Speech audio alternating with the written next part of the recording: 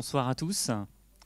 Tout d'abord, merci d'être présent. Je crois qu'il fallait beaucoup de courage pour sortir le bout de son nez ce soir dehors. Je me présente, je suis Stéphane Lamiran, coprésident du syndicat de la Fédé pour le 80, coprésident avec Valentine McCain. Nous sommes heureux de vous accueillir ce soir. Nous sommes heureux d'accueillir Monsieur Bessé et son équipe qui va nous éclairer sur la nouvelle convention nationale. Et en deuxième partie, nous aborderons le problème de l'accès des soins pour tous. Et nous terminerons par un débat. Ce soir, c'est avant tout un échange entre nous. Vous pourrez poser les questions à qui vous voulez. Nous serons à votre disposition. Avant de passer le micro à Monsieur Bessé ou Valentine, je ne sais pas si tu as quelque chose à ajouter.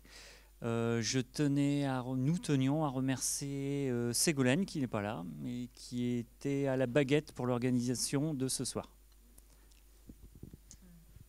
Merci beaucoup. Bon, je vais reprendre le flambeau pour vous présenter la soirée. Donc, nous sommes maintenant dans le... Moi, je suis assez rodé puisqu'on a commencé ce Tour de France il y a presque 2 mois maintenant, et nous, on sillonne un petit peu la France pour présenter la nouvelle convention pharmaceutique. Alors, je suis... Comme je le dis, je suis toujours très, très heureux de rencontrer des confrères. Effectivement, là, plus on s'approche de Noël, plus il fait froid et plus, effectivement, il faut du courage pour venir à des soirées confraternelles. Mais c'est génial. Et puis là, j'ai un public de jeunes ce soir, donc c'est top. Merci à vous d'être tous là. L'idée, nous avons donc une négociation conventionnelle tous les 5 ans avec l'assurance maladie. Cette négociation, elle structure les actes que font les pharmaciens dans le champ du remboursement. C'est ce que nous faisons en fait dans cette négociation conventionnelle. Nous avons dans le Code de la santé publique des droits et des devoirs qui sont liés à notre profession. Et dans un deuxième temps, dans le Code de la sécurité sociale, nous définissons lesquels de ces actes sont remboursables, quelle est la manière qui fait qu'ils sont remboursables et quel est le tarif de ces actes. C'est ça la Convention nationale pharmaceutique. Donc cette convention, elle a été négociée et signée donc au mois de mars de cette année-là, de 2022. Elle est rentrée en application rentrée en application partiellement au mois de mai en passant au journal officiel. Et le 7 novembre, elle est véritablement rentrée en application dans ses mesures tarifaires. Elle fait 180 pages. Elle organise notre travail au quotidien. Et donc, il faut se l'approprier. Évidemment, c'est complexe. C'est un texte qui est assez touffu. Et pour vous aider, nous avons réalisé un e-book qui est disponible sur le site de la Fédération. Alors, le site de la Fédération, actuellement, il est tout pourri parce qu'il est en fin de vie. Mais à partir du mois de janvier, vous allez avoir le nouveau site de la Fédération. Et donc, vous allez pouvoir plus facilement retrouver ce fameux e-book. Et ce e-book, on va tourner les pages. Et en tournant les pages, à chaque page, vous allez avoir une des missions de l'officine avec l'explication et le comment faire cette mission à l'officine. Vous aurez également de quoi aller plus loin avec les références, les textes législatifs, les textes réglementaires qui vous permettront donc d'être un document de référence.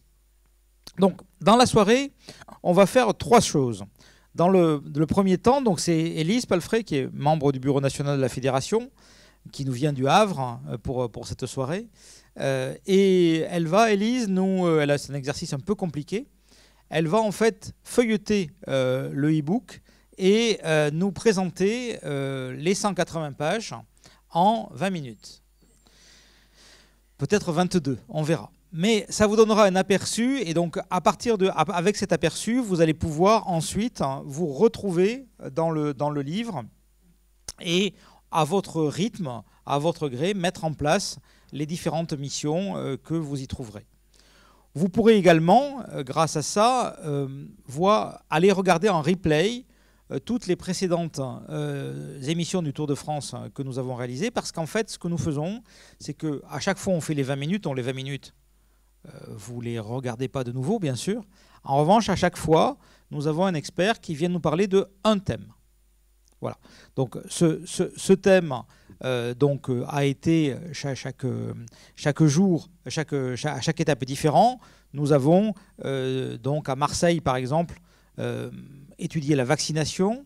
Nous avons à Lyon étudié donc le dépistage, ainsi de suite. On est allé à Nancy, on est allé à Rennes, on a étudié le numérique en santé. Et donc ce soir, nous avons la chance d'avoir Sophie Sergent, ancienne membre du Bureau national de la Fédération, mais aussi ancienne conseillère d'Olivier Véran au ministère de la Santé, qui a beaucoup œuvré pour la pharmacie dans cette période-là, et qui, pas que pour la pharmacie, elle était chargée de l'ensemble des professions de santé, et donc qui va nous tracer quelques-uns des thèmes qu'elle connaît bien, notamment autour de la télémédecine, et autour donc des nouveaux manières de dispenser le médicament. Donc, 2 temps. Un temps de récapitulation générale, un temps d'expertise sur un sujet, et un 3e temps d'échange.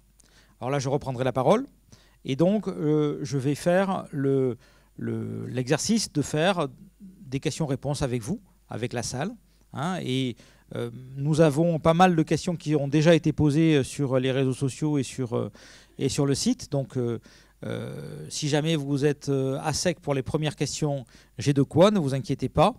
Mais si vous pouviez d'ores et déjà vous préparer à poser des questions, ça m'arrangerait, parce qu'il y a toujours 2 ou 3 minutes assez pénibles de blanc. Donc si jamais vous avez un peu de temps pour vous préparer à poser des questions, donc n'hésitez pas, je suis sûr que vous voulez savoir plein de choses. Donc maintenant, je vais, avant de laisser la parole à Élise, remercier bien sûr tous les laboratoires qui nous aident dans ce Tour de France, parce que sans eux, eh bien, nous n'aurions pas pu le réaliser. C'est quand même un investissement assez important. Et ils ont réalisé un petit film, donc qui dure 4 minutes, je crois, que je vais lancer. Après, je laisse la parole à Élise. Et ça ne marche pas.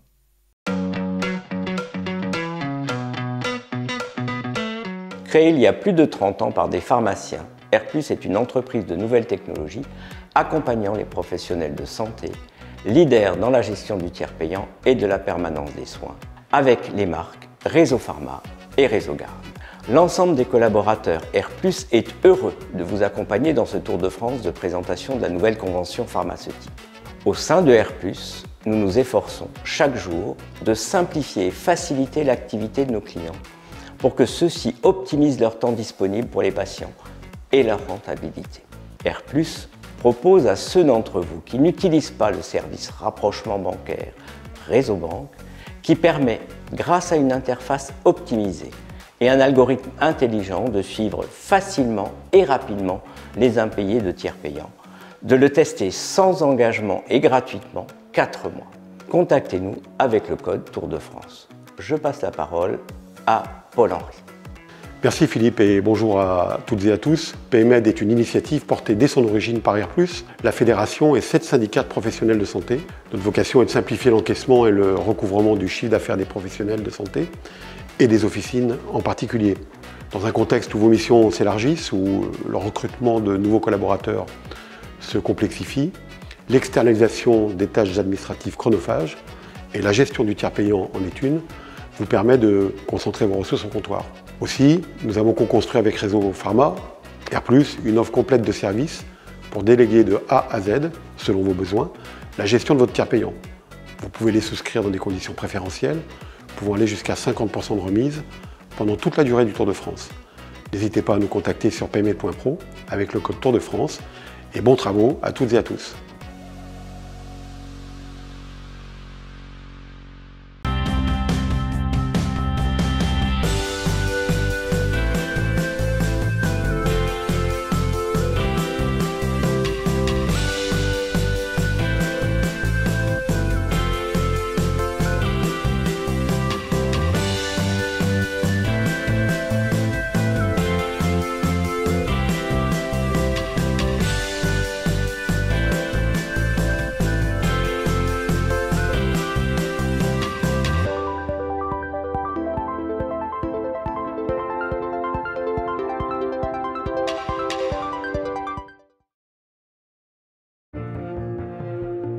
Chaque jour, nous agissons pour créer la médecine de demain, rendre possible l'impossible. C'est notre volonté de poursuivre les miracles de la science qui nous rassemblent. Pour relever ce défi immense, nous avons un atout unique en France, l'alliance de notre capacité d'innovation et de notre force industrielle. Nous avons entre nos mains cette chance, améliorer la vie des gens. Quels que soient nos métiers, quelles que soient nos compétences et nos différences, nous sommes engagés aux côtés des Français. Science, excellence, France, faire rimer ces mots, c'est notre engagement. À nous, les femmes et les hommes de Sanofi en France.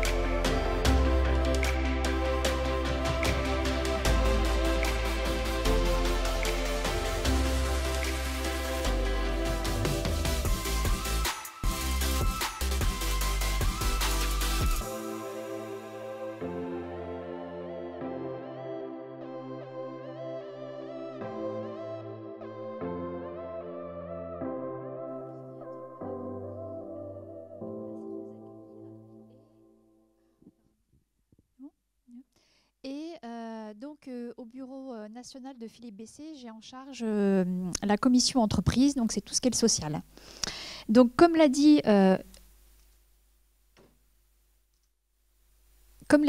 Philippe, j'ai à peu près 20 minutes pour vous présenter les 180 pages de cette convention. Donc, je vous rassure complètement, finalement, on va passer une trentaine de diapositives et je vais vous faire un résumé de la convention, de cette nouvelle convention pharmaceutique. Donc là, s'affichent les différents thèmes. Donc, ce soir, on va parler de vaccination, d'entretien, donc l'entretien de la femme enceinte, tout ce qui est le Ségur du numérique, l'exercice coordonné, le renforcement du rôle du pharmacien et avec Sophie, donc ça va être justement l'amélioration d'accès aux soins. Donc, avant de commencer les différentes parties de cette nouvelle convention, je commencerai par les mots d'Olivier Véran, qu'il a dit au mois de mars, au moment de cette signature de cette convention avec des partenaires, donc les syndicats, officinaux, les complémentaires santé et l'assurance maladie. Donc, la nouvelle convention pharmaceutique fait du pharmacien de ville un acteur essentiel des programmes nationaux de dépistage et de vaccination.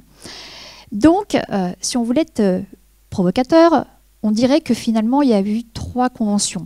La convention de tiers payant, l'ancienne, la convention qui vient de passer, qui était plutôt une convention de transformation économique, c'est-à-dire qu'on est passé petit à petit de la marge à des honoraires et quelques missions sont déjà apparues avant cette nouvelle convention.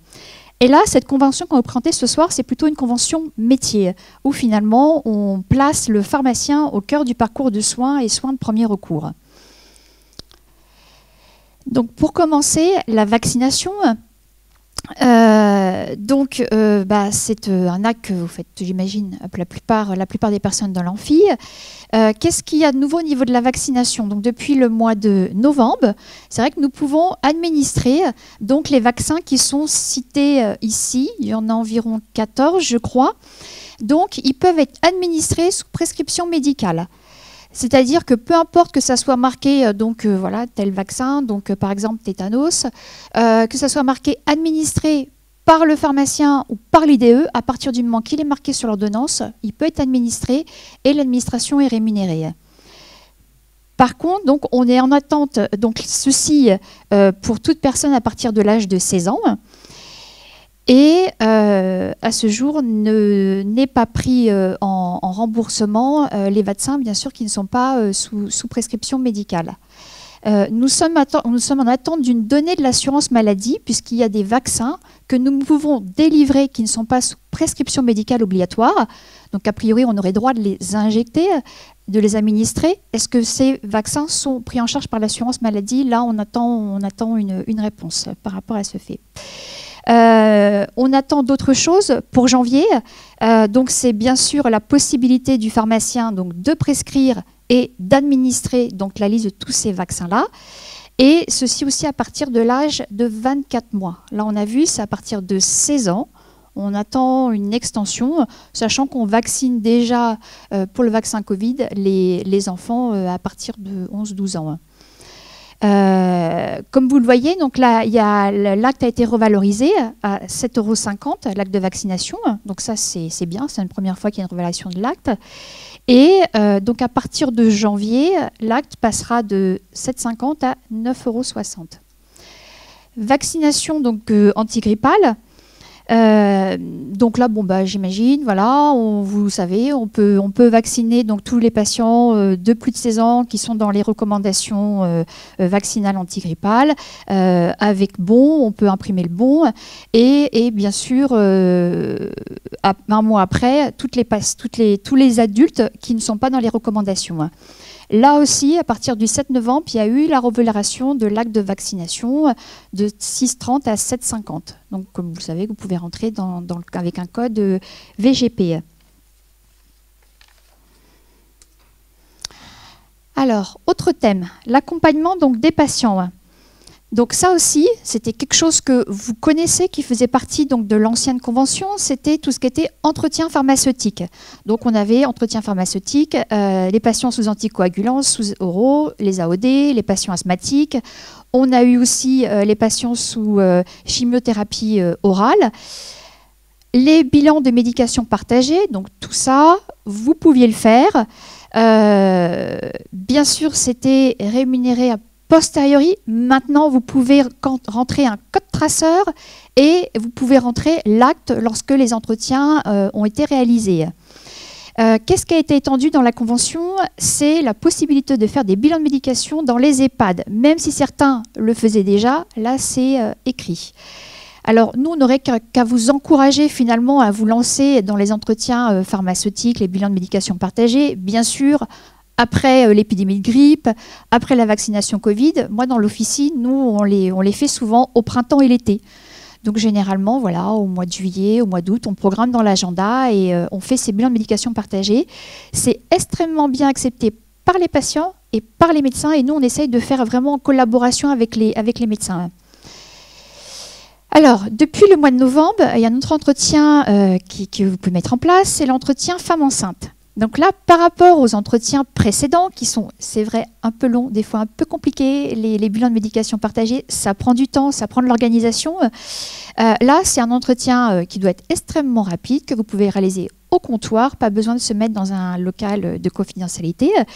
Et l'idée, c'est de sensibiliser donc la femme enceinte par rapport à ses vaccinations, sur l'importance de la vaccination, et aussi de tous les effets, on va dire, tératogènes et phytotoxiques des médicaments. Donc il ne faut pas y passer trop de temps puisque la rémunération est de 5 €. Il y a un code, peut-être que vous avez vu là au mois de novembre, c'est EVF. Et peut-être l'idée, c'est lorsqu'une femme vient chercher un test de grossesse, et s'il est positif, lui dire qu'elle revienne nous voir et on pourra faire l'entretien. Il y a des plaquettes qui existent que vous pouvez télécharger sur Amélie et sur le Sexfarm. Donc après, ce qui est recommandé, c'est d'envoyer par mail à la femme enceinte la plaquette que vous pouvez avoir sous forme PDF et lui envoyer par mail. Alors, ça c'est un gros sujet, c'est le développement du numérique en santé. Donc, c'est vrai que le président Emmanuel Macron avait mis dans son plan la santé numérique. Donc, quoi vous dire ? Donc, pour l'année 2023, vous devez avoir un logiciel certifié, donc Ségur. Donc, l'avantage, certainement, vous avez peut-être déjà eu des réunions dessus, des visios, c'est il y a l'arrivée de Mon Espace Santé. Dans Mon Espace Santé, effectivement, vous allez pouvoir trouver le DMP. Vous allez pouvoir trouver aussi des applications qui vont être référencées par le ministère. L'avantage pour nous, c'est que du coup, il y aura peut-être certainement l'interopérabilité des logiciels. Donc pouvoir communiquer entre le logiciel de pharmacien et le logiciel du médecin. Et ça va nous permettre aussi de faciliter les échanges entre les professionnels de santé et avec le patient, puisque le patient aura aussi son adresse MS Santé.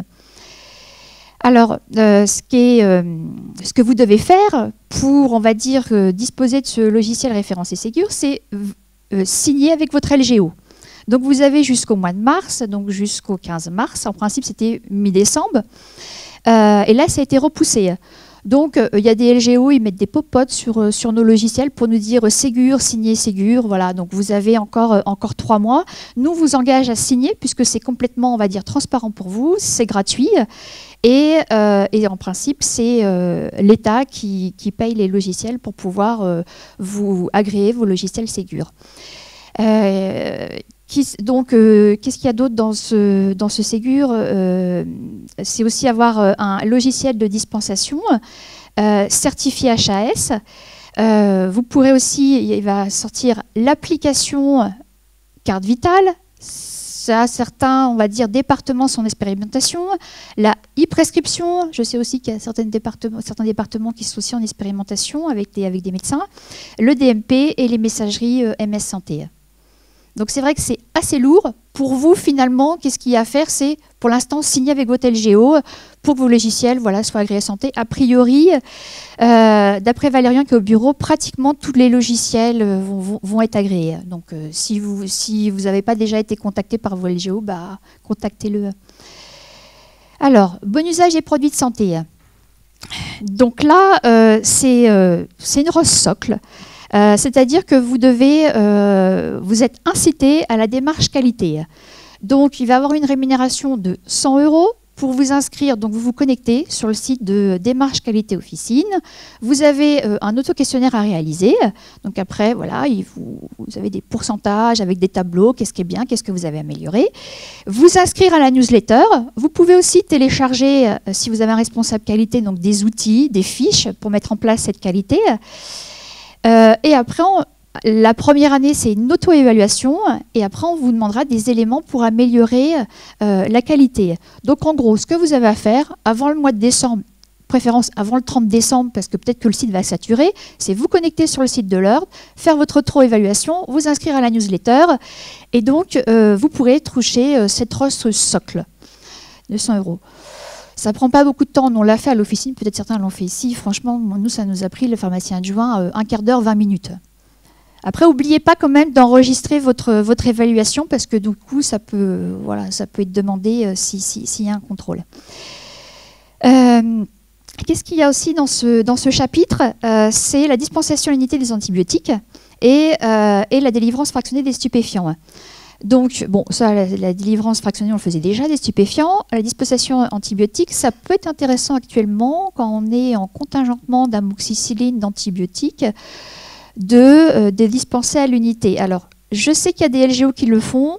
D'autres, moi j'ai LGPI, j'arrive pas encore à paramétrer, à pouvoir valider ma dispensation à l'unité. Donc je pense que ça va arriver. Au bureau, il y a Denis qui le fait et il dit que c'est assez rapide, c'est assez simple. Il ouvre la boîte, il met les compléments complémentaires dans la boîte et il laisse la notice. Il vérifie que ce soit bien le même numéro de lot. Il dit que ça lui prend pas forcément beaucoup de temps. Donc à chaque délivrance à l'unité, il y a une rémunération de 1 € avec un plafond annuel de 500 €, c'est vrai, qui peut être rapidement atteint. Dans ce chapitre, la dispensation donc adaptée, donc ça c'est les dates, donc c'était l'ancienne convention. Depuis le mois de juin, c'est terminé, donc je vais passer. Il y a des discussions en cours pour avoir quelques modalités économiques pour l'élargir sur des produits LPP.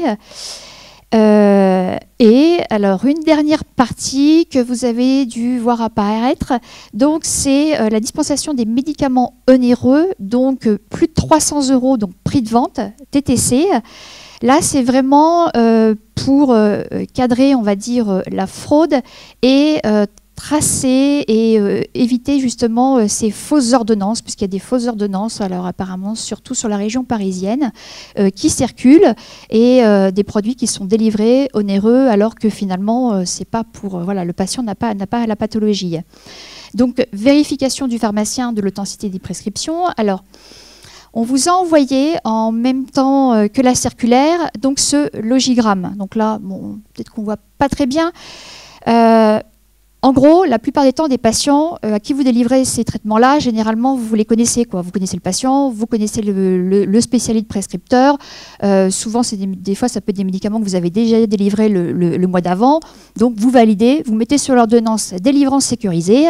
Et puis voilà. Après, c'est les patients que vous ne connaissez pas ou un prescripteur hospitalier qui vous est inconnu. Donc là, effectivement, l'idée, c'est de valider auprès du prescripteur que du coup, c'est bien la bonne identité du prescripteur, que sa spécialité correspond bien aux médicaments prescrits. Des fois, ce qui peut vous dire c'est une fausse ordonnance, ça peut être les fautes d'orthographe. Après, on n'a pas voulu que ça bloque au niveau des délivrances. Donc, vous voyez dans le schéma, quand c'est un médecin hospitalier que vous n'arrivez pas à joindre, et vous avez l'autorisation de délivrer. Donc là, c'est marqué la plus petite boîte. Donc généralement, c'est des boîtes qui sont faites pour un mois. Donc on peut pas délivrer. On peut délivrer qu'une boîte mensuelle. Et vous continuez à voir si finalement c'était réellement une fausse ordonnance ou pas. Alors, les différentes caisses sont mises à disposition des mails où vous pouvez envoyer aux caisses justement les fausses ordonnances sur lesquelles vous tombez pour qu'elles soient référencées. Parce qu'en principe, il devrait y avoir un site au niveau de l'assurance maladie où toutes ces fausses ordonnances pourraient être référencées. Pour l'instant, je crois que le site n'est pas encore ouvert, on n'a pas encore accès, mais en tout cas, nous, au Havre, on a eu l'adresse mail pour transmettre à la caisse d'assurance maladie. Au niveau de la rémunération, là, il n'y a pas grand-chose qui a changé, sauf que vous avez vu, il y a eu une revalorisation des grands conditionnements. Donc ça, c'était attendu. Donc là, le Permexon, Levothyrox. Ce qu'on n'a pas voulu, vous avez vu, c'est plutôt une convention métier, c'est que ne soit pas discuté au mois de mars tout ce qui était économie de l'officine, puisqu'on avait des chiffres, on va dire. Notre économie est un petit peu chamboulée par le fait qu'on a réalisé de la vaccination, des tests. Donc on peut avoir des chiffres d'affaires et une marge qui ne relèvent pas forcément l'activité économique de dispensation du médicament. Donc cette partie de discussion est reportée en 2023. Par contre, la revalorisation, comme on a vu, de la vaccinale, la revalorisation au niveau de l'honoraire des grands conditionnements, donc c'est quand même 130 000 € qui ont été ajoutés dans cette convention. Sur le réseau et la permanence des soins. Donc là, c'est vraiment permanence pharmaceutique, garantir l'accès aux soins pour les patients et leur continuité. Alors, qu'est-ce qu'il y a de nouveau ? Les organisations syndicales devront transmettre à l'assurance maladie les pharmacies de garde le dimanche et les jours fériés. Et donc, ces pharmacies de garde seront en ligne sur le site Amélie. Pour l'instant, en tout cas, pas pour les nuits, parce qu'en France, les modes de garde les nuits peuvent être différents selon les départements. Et on a sur le réseau, il y a encore un attente de publication de textes. Donc ça, c'est en cours de discussion. Il y a une partie sur les enjeux écologiques. Donc là, pas de rémunération. C'est vrai qu'on est la première profession à avoir cette ligne dans notre convention. Je pense qu'on le fait un petit peu tous maintenant. Des ampoules de basse consommation, une politique d'achat responsable, c'est-à-dire pas faire une commande avec une boîte dans un carton, diminution au niveau des transports, au niveau de l'équipe, et puis bien sûr diminuer nos déchets. Donc ça, finalement, c'est une pharmacie éco-responsable.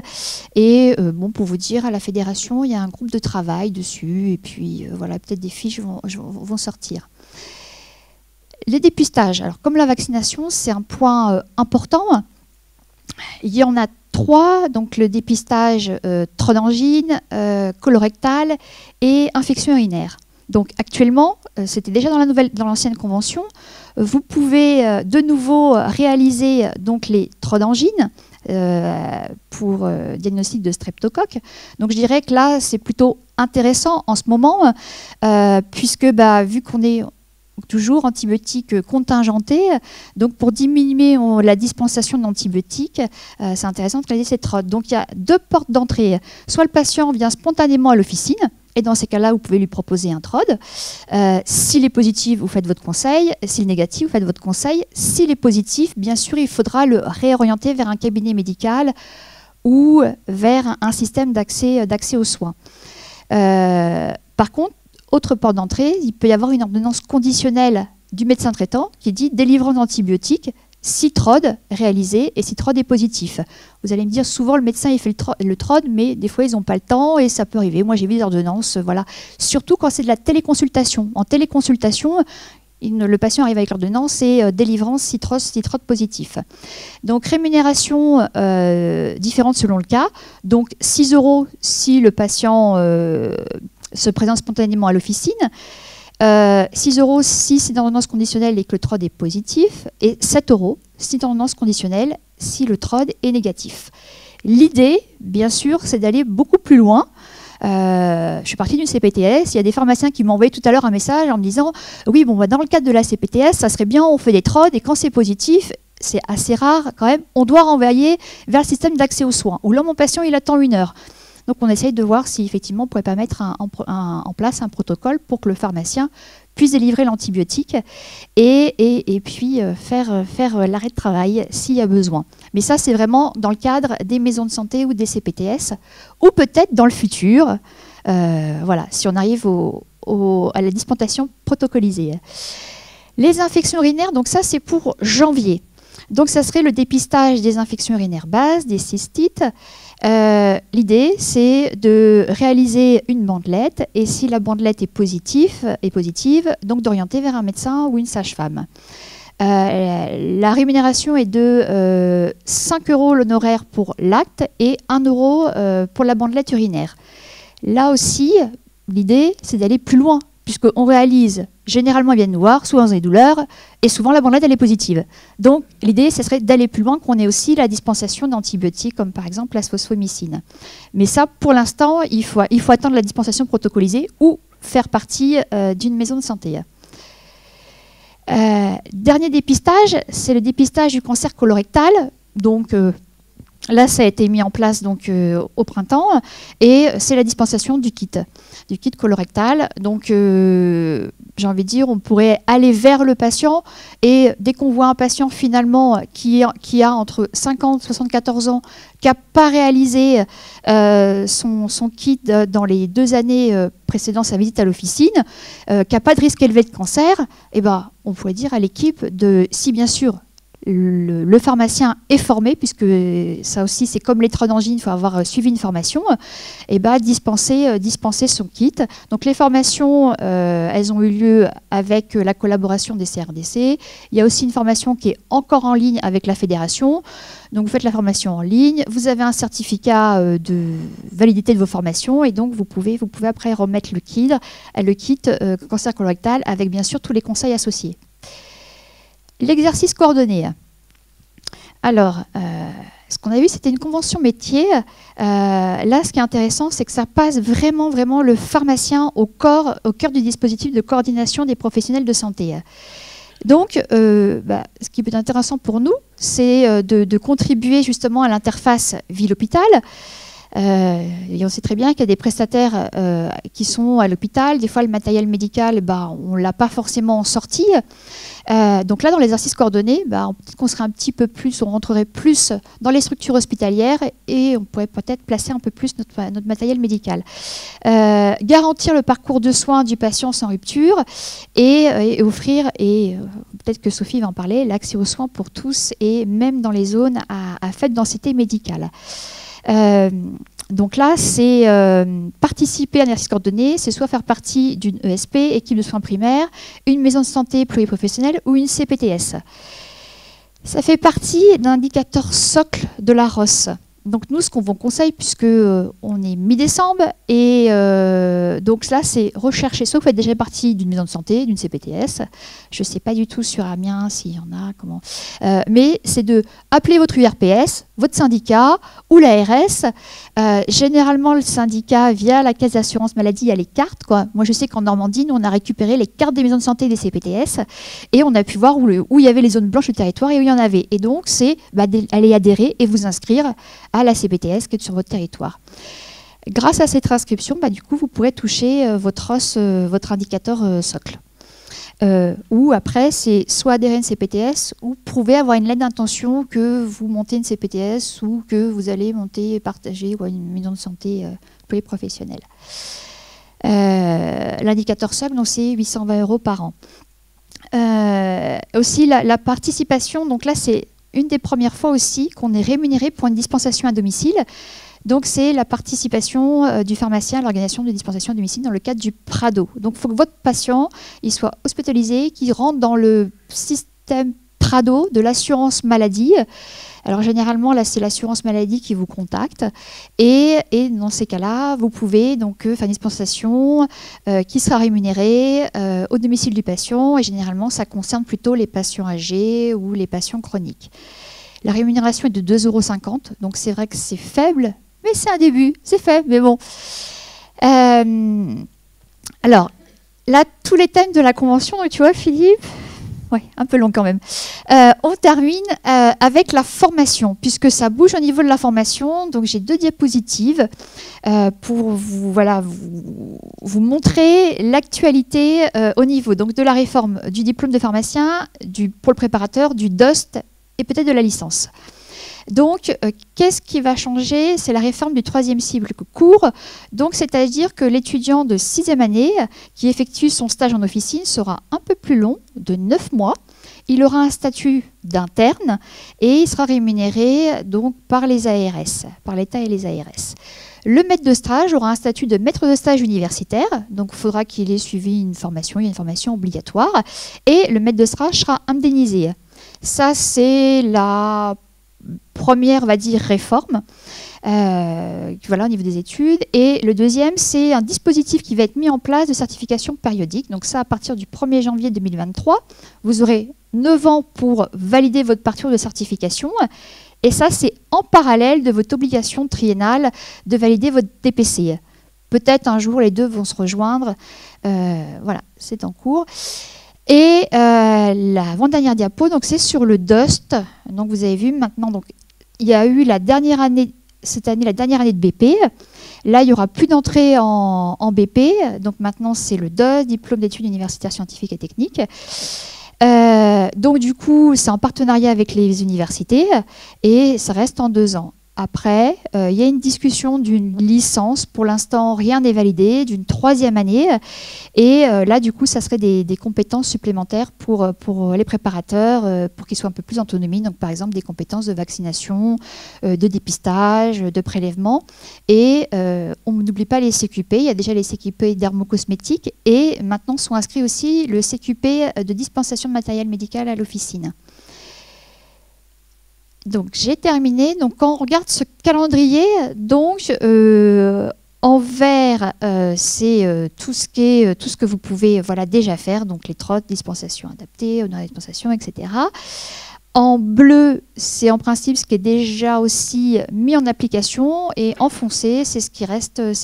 Donc on a dit qu'il va y avoir beaucoup plus tard les dépistages des infections urinaires, et puis surtout notre convention est économique. Puisque là, on a parlé métier, mais il y a un gros boulot qui reste pour le syndicat et l'assurance maladie, c'est que au niveau économique, ça tienne. Voilà. J'ai essayé de faire vite, mais bon, j'ai un peu dépassé de 5 minutes. Voilà, donc je repasse la parole à Philippe. Et donc là, ça va être tout ce qui est l'accès aux soins. Merci beaucoup, merci beaucoup.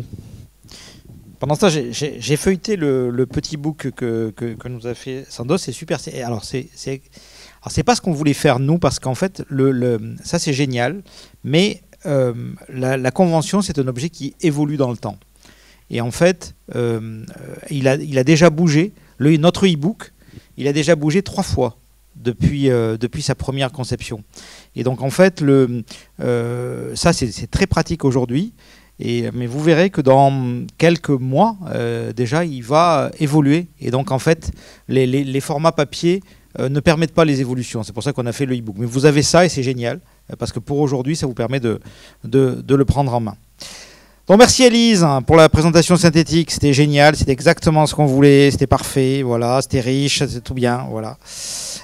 Et maintenant on va démarrer la deuxième partie sur l'amélioration de l'accès aux soins. Avant d'accueillir Sophie, je vais vous dire quelques mots sur ce que dit la Convention sur ce thème. Donc on va parler des téléconsultations et de leur avenir, avec l'ensemble des éléments qui sont nécessaires pour faire ces téléconsultations. Vous avez donc un forfait qui est d'amorçage qui permet de financer ces éléments-là. Et ensuite, nous avons donc une rémunération qui se fait par palier, avec les paliers qui ont été augmentés. Pour les, que vous les voyez là, on peut avoir jusqu'à 750 € pour le forfait assistance. Nous allons assez rapidement, dans les avenants à venir, partir sur un paiement à l'acte de l'assistance à la téléconsultation.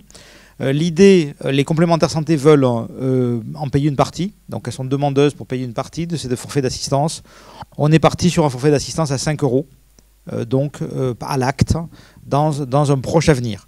Pour l'instant, nous sommes toujours dans une phase un peu expérimentale avec une ROSP et avec des paliers, mais retenez que dans l'avenir, l'assistance à la téléconsulte, ce sera 5 € par acte.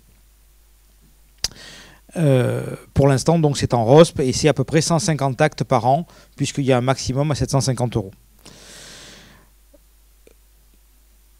Donc, comme je l'avais rappelé à plusieurs reprises, nous, notre rôle, mais ça on va en parler avec Sophie, notre principal leitmotiv, nous, c'est la proximité. Donc l'idée générale, c'est de privilégier la coordination avec les médecins et d'avoir des médecins à côté de chez nous plutôt que de les remplacer par de la téléconsulte. Mais parfois, comme vous le savez aussi, nécessité fait loi. C'est également dans cette partie qu'on parle du pharmacien correspondant. Alors le pharmacien correspondant, c'est celui qui peut renouveler les ordonnances des patients chroniques. Donc dans la Convention, il faut que vous compreniez ça aussi, on ne peut pas réécrire la loi. C'est le Parlement qui écrit la loi. Et la loi, elle est assez mal écrite sur la définition du pharmacien correspondant. Donc nous demandons une réécriture de cette loi. Globalement, actuellement, pour être un pharmacien correspondant, il faut être dans le même exercice coordonné que le médecin traitant du patient. Or, par construction, on a besoin de pharmaciens correspondants dans des endroits où il n'y a pas de médecin traitant. Donc c'est assez compliqué d'être dans le même endroit qu'un médecin traitant qui n'existe pas. Donc l'idée là-dessus, c'est de supprimer la notion de CPTS ou la notion d'exercice coordonné et de dire que la coordination, elle se fait entre le pharmacien et le médecin traitant, où qu'il soit.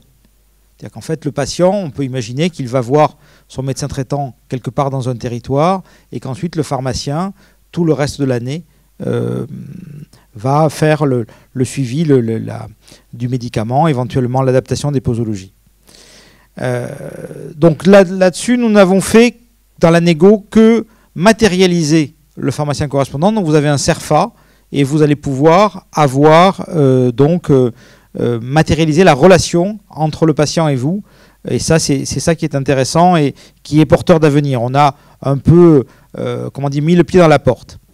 Je vous parlerai après dans les questions de pas mal de solutions d'avenir que nous imaginons dans le cadre de l'amélioration du parcours de soins. Mais c'est à toi, Sophie, maintenant, je te laisse la parole pour nous faire bénéficier de ton regard d'experte et de ton expérience à la fois officinale, mais aussi ministérielle. Et voilà, tu as la parole et l'ordinateur avec donc le petit doigt ici. Tiens. Et je reviendrai ici après. Et j'essaye de garder le timing. Merci Élise, merci Philippe. Donc en fait, moi je vais vous parler avec un peu de hauteur de l'amélioration de l'accès aux soins et à la santé, après avoir effectivement participé à la construction des CPTS et de la télésanté pour la FSPF. Donc quand on parle d'accès aux soins, en fait, on pourrait même parler d'accès à la santé plus globalement, puisque le pharmacien est, depuis la loi HPST, l'un des professionnels de santé, donc définis par les textes. Et ce qui est important, comme Philippe l'a dit, c'est que dans nos missions, dans la rémunération de nos missions et la reconnaissance de nos missions, ça passe d'abord par des lois. Et après, ça se discute dans le champ conventionnel. C'est toujours comme ça que ça se passe. Donc, il est important de se repositionner, puisqu'on a parlé du pharmacien correspondant, on a parlé du premier recours. Il est important de dire qu'en fait, ça remonte à 2009 de la loi HPST, quand l'ensemble des professionnels ont été définis comme professionnels de santé. Et on a parlé du premier recours. Et le premier recours, on en parle beaucoup, mais en fait, le premier recours, c'est quoi? C'est le premier contact de la population avec un professionnel de santé. Et le pharmacien fait partie, on va dire, de la seule profession de santé qui reçoit des personnes non malades. Élise a évoqué, quand elle a parlé des entretiens grossesse, nous tous, les pharmaciens, on voit des gens qui sont malades de la naissance à la mort, mais on voit aussi beaucoup de gens qui viennent chercher un conseil ou qui viennent notamment acheter un produit qui ne sont pas forcément des gens malades. Et dans l'accès aux soins, on a aussi l'accès à la santé, à la prévention et au message de prévention. Et ça, c'est fondamental parce qu'on vit dedans au quotidien, ça fait partie de notre quotidien, mais c'est quand même important de le rappeler parce que quand on va au ministère pour discuter des missions qu'on souhaite mettre en place, eh bien, le premier recours arrive et nous sommes, vous verrez par la suite, et on l'a vu dans le cadre du Covid, réellement la profession de santé qui participe au premier recours quasiment dans sa globalité. On a parlé dans cette loi HPST de notion de territoire et on le reverra avec les CPTS puisque aujourd'hui, on va définir la CPTS par son territoire et qui, plus que la pharmacie, est définie par son territoire puisqu'on installe une pharmacie si on a suffisamment de population. Et puis cette loi HPST, elle a défini pour la première fois, grâce à Pierre Simon qui avait travaillé sur le sujet, la télémédecine. Donc le premier recours, c'est quoi? C'est juste toutes ces missions qui sont là, et vous regardez en fin de compte qu'on les fait quasiment toutes, alors sauf le diagnostic avec un C, puisque le diagnostic c'est réservé aux professions médicales, mais la dispensation, l'orientation diagnostique, et là pour le coup, la profession pharmaceutique est celle qui va orienter quand on ne peut pas prendre en charge le patient, l'éducation à la santé, la coopération, c'est ni plus ni moins que les exercices coordonnés aujourd'hui, et vous voyez que dans cette loi HPST, vous avez pour la première fois cette notion de pharmacien correspondant, il a fallu du temps pour la valoriser, mais comme dit Philippe, on a poussé la porte. C'est comme pour la vaccination anti-grippe. Une fois qu'on a poussé la porte, on ne nous arrête plus. Et puis la proximité et la disponibilité, c'est bien ce que nous avons prouvé, puisque pour le coup, ça n'était pas que des mots. Pendant la période Covid, on était là et on était disponible. Ensuite, on est passé en 2016 où on a défini cette notion d'exercice coordonné pour la première fois et je sais que pour beaucoup d'entre nous, c'était une usine à gaz puisque qu'est-ce que c'est qu'une ESP, qu'est-ce que c'est qu'une CPTS, qu'est-ce que c'est par la suite une équipe de soins spécialisée.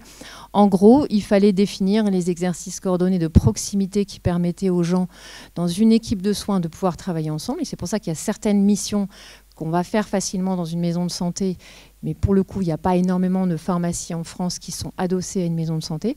Par contre, une fois que le territoire français sera maillé de CPTS, eh bien, ça sera beaucoup plus facile de pouvoir parler d'exercices coordonnés sans pour autant que ce soit des usines à gaz. On a cette notion de prévention et d'accès aux soins qui sont renforcées dans la loi Touraine et on réactive le dossier médical, mais pour autant, il y a très très peu de moyens. Et tout ça est encore en train de stagner, donc ça reste compliqué. Ça n'est qu'à partir de 2019, dans la loi OTSS, où on a précisé les exercices coordonnés, où on a défini les financements qui étaient possibles, on a créé les équipes de soins spécialisées, parce qu'il ne faut pas oublier que les pharmaciens sont en lien également avec les spécialistes, et on verra par la suite que quand la téléexpertise se mettra en place, Je pense qu'on aura une autre porte à ouvrir, c'est celle de pouvoir discuter directement avec les experts spécialistes des pathologies. Et quand vous discutez avec les pneumologues, je prends l'exemple de la BPCO, les pneumologues reconnaissent le rôle des pharmaciens dans la prise en charge des patients dans le parcours coordonné. Entre parenthèses, on crée la plateforme, donc le Health Data Hub, la plateforme des données de santé, et je donnerai juste un tout petit focus sur nos responsabilités en matière de traitement de la donnée, puisque nous sommes la 3e ou la 4e profession de ville, après l'hôpital, la radiologie, la biologie, qui traite des données de santé et un volume de données de santé qui est énorme grâce au traitement de nos LGO.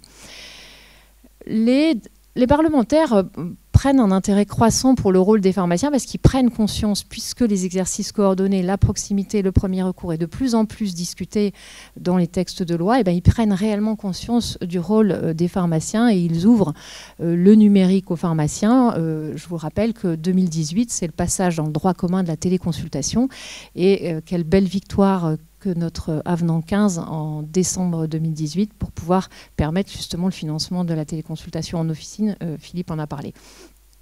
Donc la dernière loi, et il y en a une autre, une proposition de loi de la députée Rist, mais en 2021, la députée Rist parle des protocoles de coopération et c'est ce qui permet, en dehors de tout champ conventionnel, c'est-à-dire typiquement lorsque vous avez un territoire dans lequel il y a une CPTS, de pouvoir mettre en place des protocoles de coopération. Et là, encore une fois, Élise en a parlé, c'est-à-dire vous êtes ensemble entre différents professionnels de santé, des médecins, des infirmiers, des masseurs-kinés, et il y a une possibilité de pouvoir mettre en place des protocoles de coopération, c'est-à-dire une forme de tâche qui aujourd'hui n'existe pas dans notre convention, et simplement d'en faire une déclaration à l'agence régionale de santé, c'est-à-dire on n'est plus dans une autorisation, on fait une déclaration à l'ARS, ça remonte au comité national des coopérations interprofessionnelles, et puis, sauf si jamais il y a un veto, vous pouvez y aller. C'est-à-dire qu'on est déjà dans une amélioration d'accès aux soins et le pharmacien est une véritable porte d'entrée parce que, par ailleurs, conventionnellement, il a déjà cette possibilité des TROD ou des entretiens femmes enceintes. Et puis, justement, donc c'est à l'occasion de débats assez houleux à l'Assemblée et au Sénat où les pharmaciens se voient déjà commencer à ouvrir des compétences, notamment dans la lutte contre le tabac. On n'était pas loin de certaines prescriptions. Et donc, juste pour nous conforter, ce n'est pas l'histoire de se faire cocorico, mais c'est de dire quand même que ça fait des années qu'on parle de l'accès aux soins. Et je voulais juste vous dire de trois éléments fondamentaux. Le premier, c'est que, vous savez, la Fédération internationale pharmaceutique, c'est une association internationale qui regroupe 172 pays. Et une année, son directeur général est venu nous parler de travaux qui avaient eu lieu à la FIP. Et il nous avait dit qu'en fait, dans le monde, ce n'était pas propre à la France, un patient sur 2 rentre dans le système de santé. Donc je ne parle pas du soin, là, je parle de la santé, par l'intermédiaire de l'intervention d'un pharmacien. Et dans les 50% qui restaient, 25% c'était par le médecin et 25% par tous les messages de santé qui étaient diffusés par le gouvernement, par la presse, etc. Mais un patient sur 2 dans le monde rentre et a accès aux soins par l'officine de pharmacie. Et ça, c'est important de le dire. Le deuxième élément fondamental date de 2015, c'est un rapport Asterès qui s'appelle Perspective 2030. Donc vous voyez, 2030, c'est dans 8 ans quand même.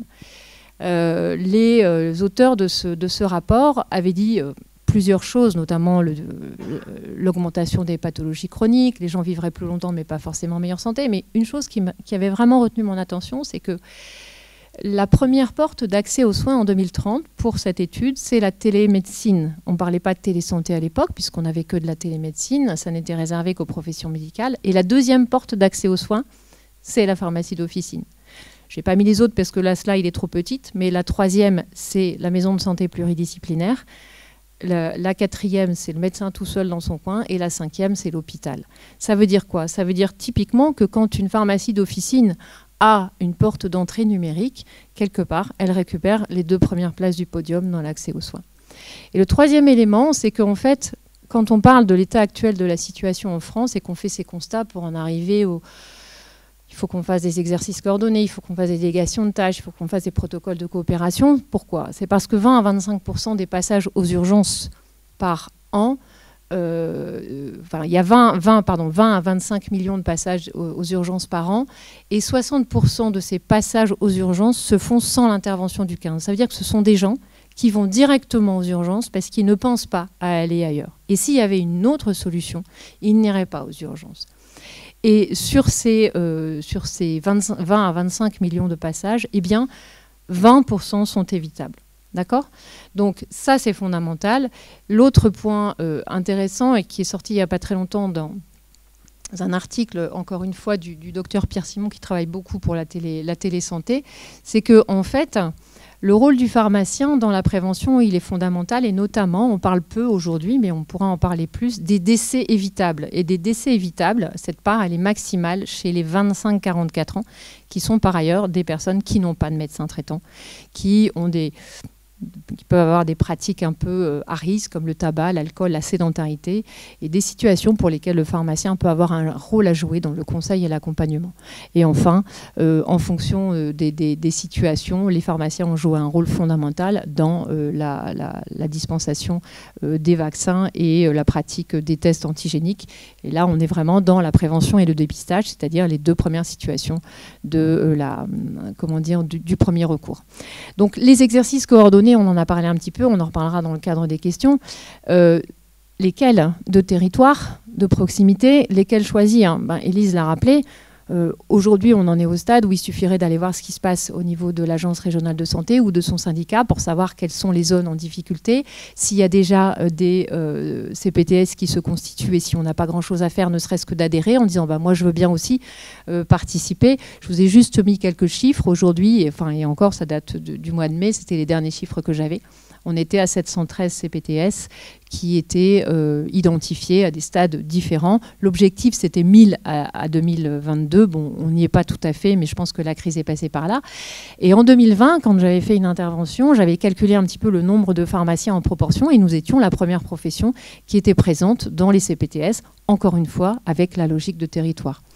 Et forcément, la création de ces structures, ça va dépendre un petit peu de la dynamique des acteurs, de l'offre de santé, etc. Et j'ai rappelé, mais Elise l'a dit tout à l'heure, les différentes structures d'exercice coordonné, CPTS, maisons de santé, centres de santé, on n'est pas dans la même convention, et puis équipe de soins spécialisée, équipe de soins primaires. Alors, le numérique en santé, quel budget ? Donc, on a parlé des ROSP, mais moi, je voudrais aussi vous faire deux points fondamentaux. C'est que le Ségur numérique a permis effectivement que vous puissiez avoir un LGO, un logiciel qui soit interopérable, cybersécure, parce que c'est important aussi, je vous ai dit qu'on produit énormément de données, il est important que les logiciels soient conformes.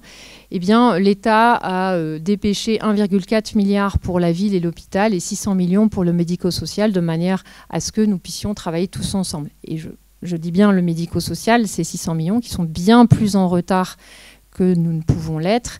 Et comme on sait maintenant qu'on peut faire les bilans partagés de médication avec les EHPAD, eh bien, ces 600 millions qui arrivent pour rénover aussi le numérique dans les EHPAD et dans le médico-social est intéressant. Et puis la stratégie d'accélération en santé numérique, ça c'est un petit peu moins connu parce que c'est une mission interministérielle. Il y a un budget qui est très très important de 650 millions. On a un budget formation de 80 millions parce que pour pouvoir pratiquer le numérique en santé, il faut un minimum de formation et aujourd'hui les universités peuvent former en formation initiale et en formation continue les différents pharmaciens et les différents étudiants au numérique en santé. Et puis les ROSP, ça a été dit tout à l'heure, donc je ne reviens pas dessus. Donc en fait, les perspectives pour notre profession dans le numérique permet donc, grâce à l'utilisation d'outils d'échange, vous savez, le numérique, c'est des échanges et des partages. L'échange, c'est simple, c'est le téléphone, c'est les SMS, mais l'échange en matière sécurisée, c'est les messageries sécurisées et c'est l'espace numérique en santé. Et puis le partage, ça a été dit tout à l'heure et je ne fais juste que le répéter, c'est le DMP et le dossier pharmaceutique dont on peut être fier parce qu'on a 38 millions quand même de dossiers qui sont actifs. Et l'espace numérique en santé, c'est le fameux coffre-fort numérique qui est ouvert depuis le 1er janvier 2022 et qui va permettre aux patients d'être autonomes dans leur santé et donc de venir à la pharmacie avec leur dossier médical alors qu'avant le dossier médical restait à la pharmacie. Et dans le cadre de la télésanté, en fait, on a la télémédecine avec ce qui nous concerne, nous, c'est-à-dire la téléconsultation accompagnée en pharmacie, mais on a aussi le télésoin, et ça a été aussi une grande victoire, c'est un décret de 2021. Et dans ce télésoin, ça veut dire la possibilité que nous avons de faire des entretiens pharmaceutiques à distance. Et ce que nous aimerions bien également maintenant, c'est d'avoir la téléexpertise, puisque le décret télésoin a accompagné également le décret téléexpertise, c'est-à-dire que le pharmacien peut, c'est dans la loi, mais ça n'est pas encore dans la convention. Vous voyez, hein, c'est ce cheminement. C'est d'abord dans la loi et après ça doit être négocié, de manière à ce que le pharmacien puisse solliciter un médecin spécialiste, enfin généraliste pour l'instant, pour pouvoir, apporter une réponse d'accès aux soins. Donc la téléexpertise, c'est vraiment la deuxième porte pour pouvoir améliorer l'accès aux soins lorsqu'il n'y a plus de médecins disponibles sur un territoire. L'objectif étant forcément qu'on garde quand même des professions de santé et qu'on ne fasse pas du numérique pour tout et n'importe quoi. Alors la dernière slide que j'ai à vous présenter, c'est juste un petit point sur le RGPD. Le RGPD, c'est le Règlement général de protection des données. C'est un règlement européen qui s'applique en droit français depuis mai 2018. C'est vrai que c'est assez compliqué à comprendre, mais au sein du Bureau national de la FSPF, nous avons construit un document qu'on appelle un registre qui vous permet de vous aider dans la mise en conformité de vos officines. Donc n'hésitez pas à solliciter le syndicat départemental pour pouvoir récupérer ce registre, parce que ce registre doit être mis à jour au moins une fois par an et ça vous permet de comprendre ce que vous devez faire en matière de traitement de données, en matière d'accès aux droits, pour éviter notamment, par exemple, si demain vous avez un problème numérique, informatique, que vous devez informer la CNIL dans les 72 heures, sinon vous êtes passible d'une amende, comment faire vos sauvegardes, etc. Mais avec vos LGO que vous avez contactés pour pouvoir avoir ces nouveaux logiciels conformes Ségur, eh bien, à cette occasion-là, ils pourront vous l'expliquer. Et vous dire également que dans le cadre de la réforme du DUST, eh bien, les étudiants préparateurs, en tout cas dans la région Nord-Pas-de-Calais, sont formés à toutes les techniques de communication et notamment à une certaine vigilance justement au traitement des données qu'ils ont au comptoir. Donc voilà, j'ai essayé de respecter...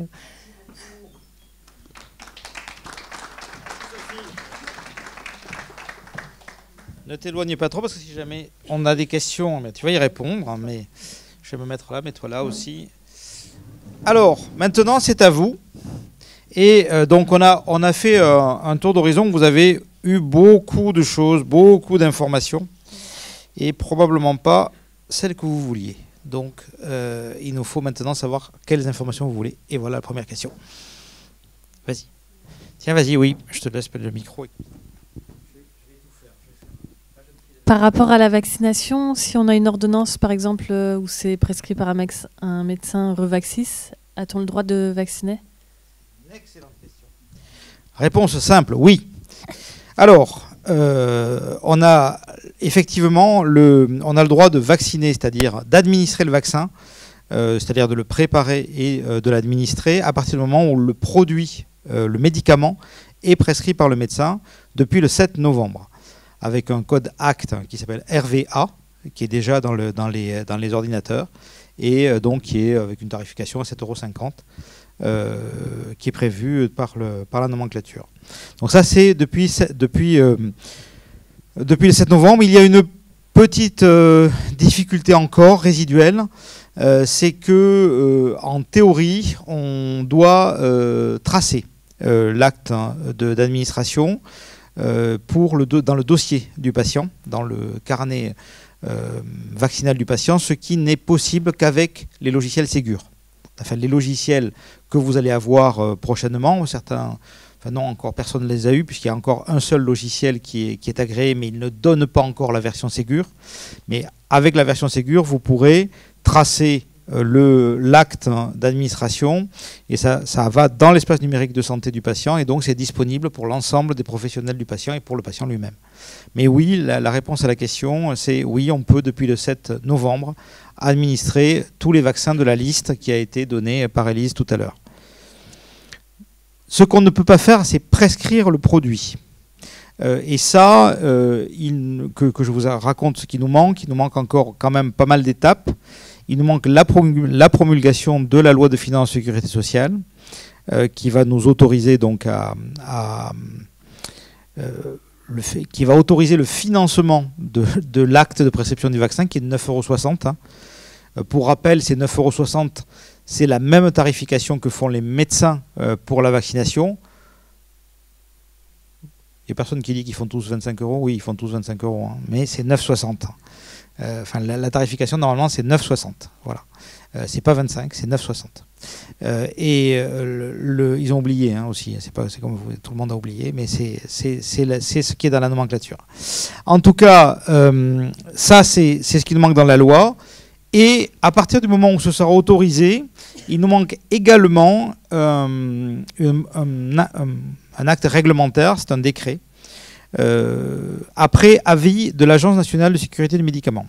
En gros, dans ce pays, on a la Haute Autorité de Santé qui donne des avis pour savoir quels actes peuvent être réalisés. Donc la Haute Autorité de Santé nous a dit que nous pouvions administrer tous les vaccins à partir de l'âge de 2 ans. 2 ans, c'est l'avis du mois de juillet. Nous avons, à partir de cet avis, un texte réglementaire qui, pour l'instant, nous donne le droit d'administrer les vaccins à partir de 16 ans. C'est le texte réglementaire qui fait foi. Hein. Ce n'est pas l'avis de la Haute Autorité de Santé. L'avis est nécessaire, mais c'est le texte réglementaire qui fait foi. Donc on reprend, pour l'instant, la HAS dit vous pouvez administrer les vaccins à partir de 2 ans et le gouvernement dit pour l'instant vous allez commencer à 16 et on verra plus tard. Deuxième point, dans la liste des vaccins qu'on a le droit d'administrer, l'Agence du médicament va dire quels sont ceux que nous avons le droit de prescrire. Ça, ils vont dire ça en janvier, à partir du moment où la loi, le LFSS sera passé. Dès que la NSM aura dit quels vaccins nous pouvons prescrire, ce sera probablement la même liste, le gouvernement va réécrire le décret. Il va donner une nouvelle limite d'âge, qui sera probablement 5 ans, en fait, parce que c'est l'âge du premier rappel infantile. Ils ne veulent pas nous laisser... Enfin, il est normal que les pédiatres fassent la primo-injection de tous les vaccins pour les enfants. Mais ce qui est intéressant pour la HAS notamment, c'est que nous soyons impliqués dans la vaccination HPV. Et c'est à partir de 9 ans. Donc la limite d'âge pour la vaccination par le pharmacien, prescription et administration, sera très probablement abaissée à 5 ans.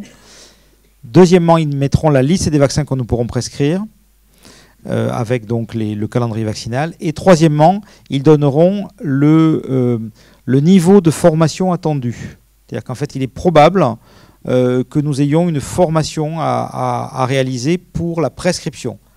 Pas pour l'administration, parce que l'administration, c'est globalement la même que pour la grippe et pour le Covid. Donc on sait injecter maintenant, pour ceux qui ont fait la formation sur l'injection et sur toutes les précautions à prendre sur l'administration, vous savez administrer tous les vaccins.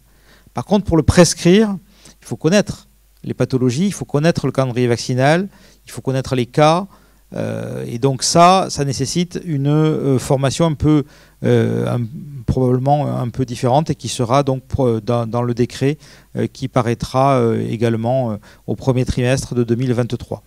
On va dire que avant la fin du premier semestre 2023, on devrait pouvoir avoir fait, la plupart d'entre nous, les formations et pouvoir se lancer dans la vaccination de tout le monde, c'est-à-dire dans la prescription de la vaccination. Et globalement, retenez aussi que dans la tête des autorités de santé, dans quelques temps, ils considèrent que c'est la vaccination égale pharmacie pour l'ensemble du champ. C'est une grosse responsabilité, hein. parce que ça veut dire le suivi du calendrier vaccinal qui n'existait pas. Donc ils veulent que le calendrier vaccinal existe. C'est pour ça qu'il est numérique, qu'il est dans les logiciels. Ils savent qu'on aura tous des logiciels agréés. Ils savent qu'on est capable de vacciner. Ce qu'ils ne savent pas, et je suis long sur la question, mais c'est important, je le dis à chaque étape du Tour de France, c'est ce qu'apporte comme changement comportemental pour les pharmaciens cette nouvelle convention. En fait, c'est assez fondamental et ça va vous interroger sur est-ce que vous allez savoir faire ce que je vais dire là, et est-ce que vraiment on sait le faire, est-ce que ça nous remet en cause. Parce que jusqu'à présent, le rôle du pharmacien était d'être dans son officine. Le pharmacien, il est posté. Il est derrière son comptoir. Et les usagers ou les patients viennent et ont une demande. Ils expriment une demande. Soit ils donnent une ordonnance, soit ils demandent un conseil, soit ils demandent un produit. En tout cas, ils font la démarche de demander. Et le pharmacien, que nous sommes tous, autant que nous sommes, nous essayons de répondre au mieux, avec toutes les compétences que nous avons, à la demande que font les gens. C'est ça que nous faisons au quotidien. Avec cette nouvelle convention, on nous demande d'aller vers. C'est-à-dire qu'en fait, on nous demande de proposer des choses, de faire des propositions, et nous sommes prescripteurs. Nous sommes prescripteurs de la vaccination, prescripteurs des dépistages, prescripteurs des entretiens. Nous sommes dans une démarche proactive. Nous avons un patient, avec le logiciel Ségur, nous allons connaître à la fois sa pathologie, sa biologie, c'est l'ensemble de son historique médicamenteux, et nous savons son âge évidemment. Et donc quand il a 25 ans, on va nous demander, ou 45 ans ou 65 ans, on va nous demander de lui proposer la vaccination. Quand on a des patients âgés à risque qu'on vaccine contre la grippe, on va leur proposer le pneumocoque. On va aller chaque fois dans la proposition d'un acte. Et ça, eh bien, on ne sait pas faire pour l'instant. Donc c'est une démarche qui s'apprend.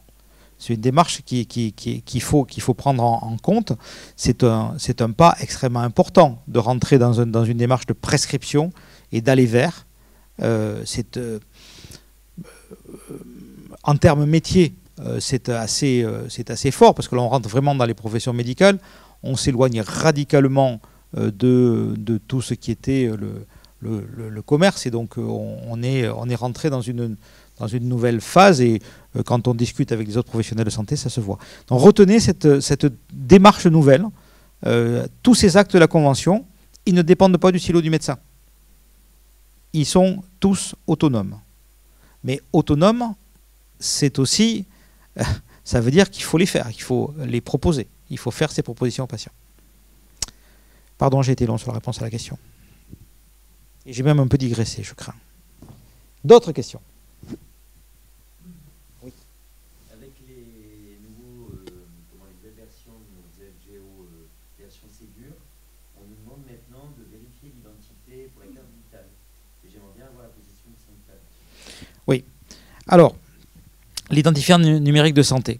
En fait, la question, effectivement, est de savoir... On va...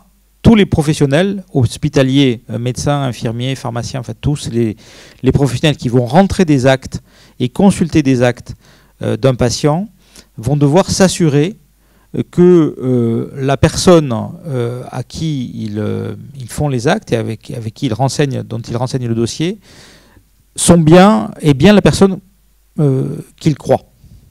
Et donc, pour identifier une personne, les médecins et informaticiens réunis ont établi 5 des critères basés sur le nom exact, l'orthographe exacte du nom, les prénoms de naissance, qu'il faut vérifier, l'ensemble des prénoms de naissance, la date de naissance, le lieu de naissance, et un numéro qui, la plupart du temps, est le numéro de l'assurance maladie, mais pas que, parce qu'il y a, dans certains cas, notamment pour les enfants, ce n'est pas toujours le cas.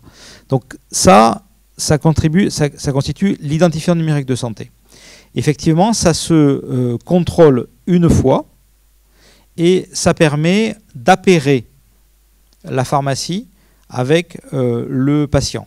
Et ça, en fait, c'est une ouverture de droit pour le pharmacien de consulter le dossier médical.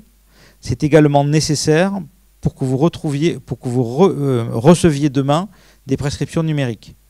Vous ne pourrez pas recevoir des prescriptions numériques d'un patient que vous ne connaissez pas. Puisqu'en fait, il faut que ce soit vraiment lui dont vous attendez la prescription. Donc c'est une garantie, une recherche de garantie d'identitovigilance.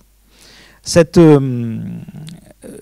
à faire une fois, donc, et vous avez dans les nouveaux logiciels Ségur une pastille verte qui s'affiche pour vérifier que vous êtes bien appairé avec le patient et que donc vous pouvez donc utiliser toutes les fonctionnalités du logiciel. La position du syndicat, c'est un soutien à cette mesure parce qu'il ne faut pas effectivement se tromper de patient. On ne peut pas donner des informations rentrer des informations dans un mauvais logiciel. On a essayé, je pense que des erreurs arriveront quand même parce que on n'a pas voulu contraindre trop les professionnels et donc on n'a pas à le faire à chaque fois. On a à le faire une fois. Et donc après, charge à nous de vérifier de prendre la carte vitale le maximum de temps. Mais en fait, on pourra travailler sans la carte vitale avec l'INS.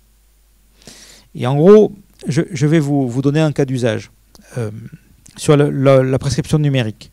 La prescription numérique, elle va arriver les premières, je ne sais pas quand est-ce que vous allez les voir, mais je dirais mon pari, ça va être dans les premier trimestre ou à la fin du premier trimestre de 2023, donc à partir de mars-avril. Vous allez voir les premières prescriptions numériques. Alors, qu'est-ce que c'est qu'une prescription numérique? En fait, les logiciels médecins sont des logiciels Ségur, comme les nôtres. Ils sont un petit peu en avance sur nous, donc le déploiement est en cours. Certains médecins commencent à avoir leur premier logiciel Ségur et vous n'allez pas tarder, en janvier-février, à voir arriver des ordonnances avec dessus un QR code. Et ce QR code va, à l'intérieur de ce QR code, il y aura le numéro de l'ordonnance. En fait, chaque ordonnance, demain, aura comme un numéro de billet de banque, un numéro unique. Chaque ordonnance, dans un QR code, aura un numéro avec le numéro de l'ordonnance, la date de l'ordonnance, le prénom du patient, c'est tout. Et le prénom du patient, c'est tout. Voilà. Ça, c'est ce qu'il y a dans le QR code. Avec ce QR code, avec l'INS du patient, qui est nécessaire, et avec la carte de professionnel de santé du pharmacien, vous allez pouvoir récupérer sur un serveur l'ordonnance qui va venir apparaître à votre écran. Et l'ordonnance médicale va apparaître à l'écran avec la posologie, avec le nombre de boîtes demandé par le prescripteur. Vous allez pouvoir modifier la prescription si vous le souhaitez, éventuellement en mettant des génériques, des biosimilaires ou en ajoutant des médicaments, en retranchant des médicaments en fonction de la réglementation et en faisant une intervention du pharmacien qui sera cotée, qui sera tracée. Et vous allez pouvoir ensuite facturer et renvoyer le dossier dans le serveur d'ordonnance qui va repartir vers le médecin et dans l'espace numérique du patient. Ce circuit de la prescription fait que vous serez en dématérialisation, c'est-à-dire que vous n'aurez plus à scanner la prescription, ça remplace le scan en fait de l'ordonnance, et ça se fait avec l'INS. Un usage, c'est que le patient, à condition qu'il vous connaisse, pourra, depuis son smartphone, vous envoyer, alors qu'il est en sortie de sa consultation, il pourra vous envoyer son numéro de e-prescription par la messagerie citoyenne, par la MSA citoyenne, et vous allez le recevoir sur votre LGO, dans sa fiche patient, et vous allez pouvoir récupérer l'ordonnance comme ça, et la traiter avant que le patient arrive ou commander les produits s'ils ont besoin d'être commandés. En fait, ces ordonnances, les médecins n'ont rien à faire de spécial. Elles vont être toutes comme ça demain. Elles vont être toutes en sortie d'imprimante du médecin, elles seront toutes comme ça. Et donc c'est extrêmement important d'avoir ces INS, de commencer à les renseigner tous, puisque c'est le moyen de communication de demain. Ça va remplacer l'ordonnance numérique. Vous n'aurez plus les ordonnances que vous avez actuellement suite à des téléconsultations de Doctolib, de Livy, de Care, tout ça, poubelle. Vous n'aurez plus que le format assurance maladie avec le numéro unique et aller chercher l'ordonnance sur le serveur. Non, le médecin est obligé de l'imprimer. Parce qu'en fait, l'ordonnance, en réalité, la prescription médicale, elle a, pour les pharmacies, en ce qui concerne le médicament, 2 usages. Pour la biologie, généralement, elle n'en a qu'un. Et donc, elle ne sera plus manuscrite. Parce que, en fait, chimie, iono, gaz du sang, tutti quanti, le patient, ça ne lui dit rien. Donc, en gros, les 2 usages qu'a l'ordonnance, c'est le premier, ça sert de transmission entre professionnels de santé. En gros, c'est en fait une lettre que le médecin nous écrit et qui est transportée par le patient. Ça, c'est le premier usage. Ça se dématérialise, il n'y a pas de problème. Mais il y a un deuxième usage qui est la communication entre le médecin et le patient lui-même. C'est la recette, en fait. Le médecin, au travers de l'ordonnance du médicament, il dit à son patient, il faut que tu le prennes le matin, le midi, le soir, en mangeant, pas en mangeant. Il faut que tu... des fois, il y a marqué « fais du sport », des fois, il y a marqué des messages. Donc ça, c'est nécessairement manuscrit et le médecin doit imprimer l'ordonnance. C'est une obligation. Tu avais une question. Est-ce que les préparateurs pourront vacciner? Excellente question. Alors... là encore, il y a tout ça, ça vient de la loi, puisque c'est le législateur qui donne les autorisations à faire ou à ne pas faire. Actuellement, nous sommes dans le cadre réglementaire d'un arrêté du ministre de la Santé pris de façon exceptionnelle parce que nous sommes en situation de pandémie. Et cet arrêté du ministre de la Santé du 1er juin, qui vient d'être modifié d'ailleurs ce matin pour deux ou trois points que je vous donnerai tout à l'heure. Mais cet arrêté du 1er juin, il autorise les préparateurs donc à administrer le vaccin grippe et Covid. Et il n'a pas de fin, cet arrêté. C'est-à-dire qu'en fait, il ne s'arrête pas le 31 décembre, il ne s'arrête pas le 31 janvier, il s'arrête quand l'OMS décrétera la fin de la pandémie ou que le gouvernement décidera de mettre fin à cet arrêté dérogatoire de mesures exceptionnelles. Mon pari, c'est que ce ne sera pas avant le 31 décembre de l'année 2023. Donc pas de souci pour cette campagne grippe, pour ces campagnes grippe et Covid, pour que les préparateurs continuent à administrer les vaccins grippe et Covid. Ça, c'est dans ce cadre dérogatoire et ça nous fait un peu souffler parce que le maximum des injections sont quand même sur grippe et Covid. Et donc, comme je vous dis, ça va dépasser février et ce sera un temps qui sera de moyen terme en tout cas. Nous souhaitons et nous avons demandé au gouvernement et dans le cadre de la proposition de loi parlementaire de Stéphanie Rist, nous avons demandé à ce que les préparateurs puissent administrer les vaccins, tous les vaccins que vont pouvoir prescrire les pharmaciens sous contrôle du pharmacien. Donc ça nécessite que le législateur l'autorise et que ça fasse le même parcours que nous. C'est-à-dire ça suive ensuite la HAS, est-ce que la HAS est d'accord pour rajouter dans les effecteurs les préparateurs, et ensuite un décret et des conditions d'application de cette mesure-là. Donc ça, moi je suis dessus, on est dessus à la Fédé pour essayer de modifier la loi dans ce sens-là, mais c'est un temps qui sera plus long. On essaie d'avancer assez vite parce que il ne faudrait pas qu'il y ait de délai entre la fin du processus dérogatoire et le processus normal.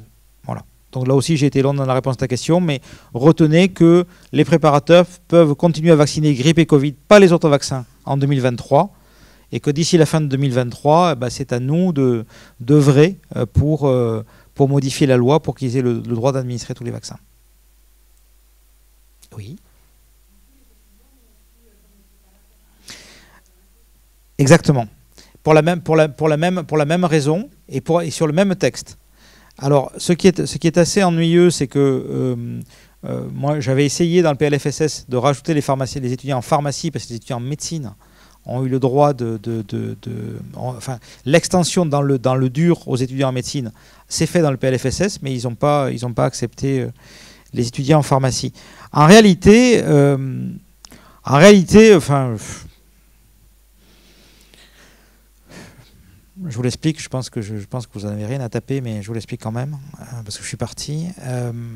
La loi de finances de sécurité sociale est une loi économique. Et donc, pour qu'un texte puisse être écrit dans cette loi économique, il faut que ça ait un impact sur les comptes sociaux. Or, il s'avère que, en fait, c'est la pharmacie qui facture le vaccin, la vaccination, et pas l'individu à l'intérieur de la pharmacie. Donc, rajouter le mot préparateur ou étudiant en pharmacie n'a pas, d'après les juristes de l'Assemblée nationale, d'impact économique et donc est un cavalier législatif dans un PLFSS. Il faut qu'il y ait une loi de santé. Donc une loi de santé, ça n'a pas un caractère budgétaire, c'est une modification du système de santé pour mettre ces éléments-là dedans. Donc préparateur et étudiant en pharmacie, dans la prochaine loi de santé, il faut qu'on arrive à les autoriser à vacciner, à administrer les vaccins. Moi, j'arrive maintenant à jongler avec un peu d'habitude avec ces textes réglementaires, enfin les règles qui définissent le Parlement, mais c'est un peu chiant, Sophie. Voilà, c'est un peu chiant. Voilà. Oui. Dans la plaquette du DUS, la vaccination est bien prévue l'année prochaine. C'est-à-dire que pour l'université de Lille, donc il n'y a pas de raison que ce ne soit pas pareil pour nous, dans la plaquette pour les préparateurs en pharmacie, la vaccination, l'acte vaccinal est bien dans le dur. Je pense qu'ils n'ont pas mis ça dans le dur. Non, mais ils sont d'accord. Hein. Tout le monde au ministère est OK avec ça. Hein. Il n'y a pas de difficulté ni pour les étudiants ni pour les préparateurs. Tout le monde a fait la preuve pendant le Covid de la capacité à faire, donc il n'y a pas de la preuve de concept est faite. Donc on va y arriver. Le tout, c'est de trouver le bon vecteur législatif. Il faut que la NUPES et le RN ne soient pas trop chiants. Il faut que, enfin voilà, c'est compliqué. Hein. Compliqué. Allez-y, d'autres questions? Oui. Alors, c'est un point rapide. J'ai une réunion mercredi soir avec les parties prenantes qui sont le LEM en fait et d'Astri pour arriver à trouver une solution. Donc on va s'enfermer dans une salle au LEM et on ne sort pas tant qu'on n'a pas trouvé une solution parce que ça se termine à la fin de l'année. Pour vous rappeler les tenants et les aboutissants du problème. Nous faisons des vaccins, nous administrons des vaccins et ce faisant, nous générons des déchets d'activité de soins professionnels.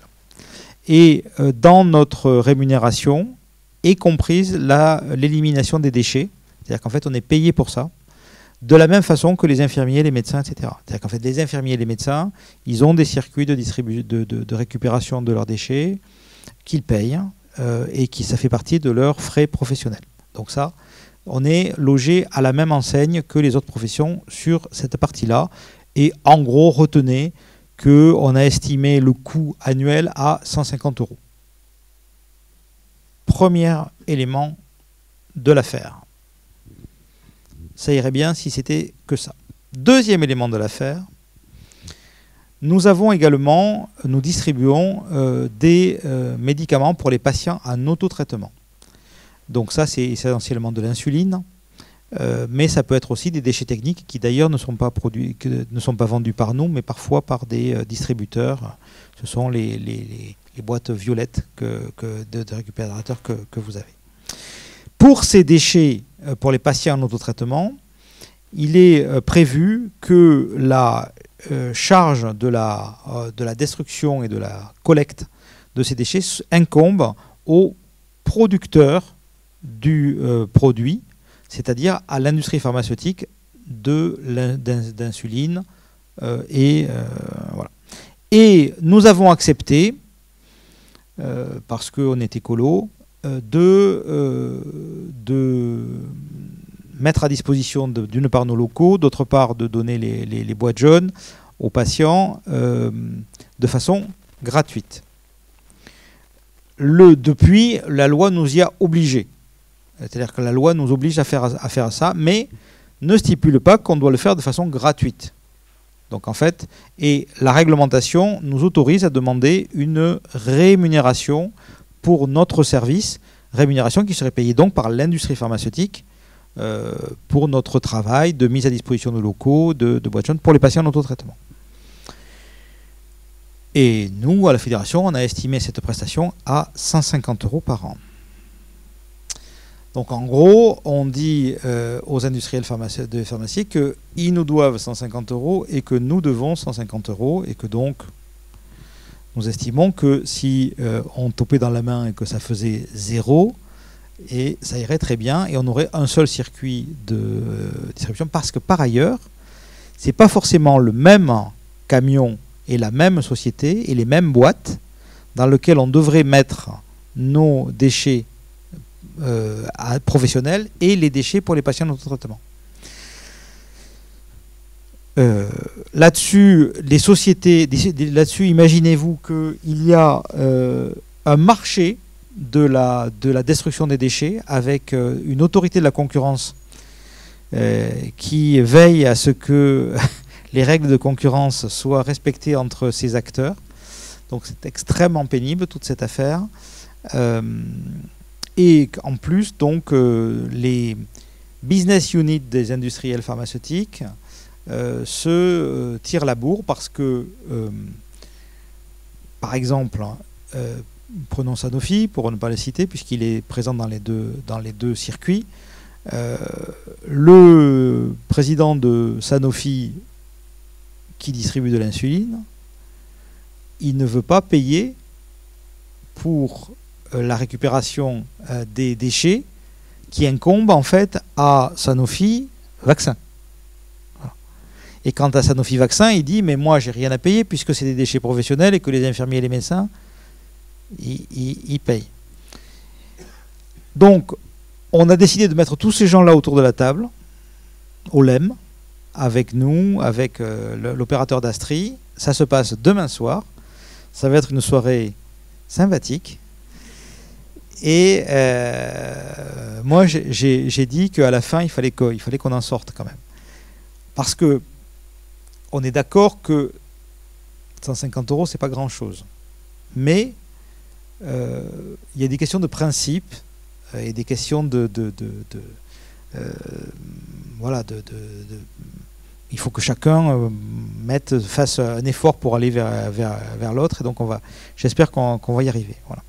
Donc, je n'ai pas d'infos, mais j'en aurai jeudi. Voilà. Oui.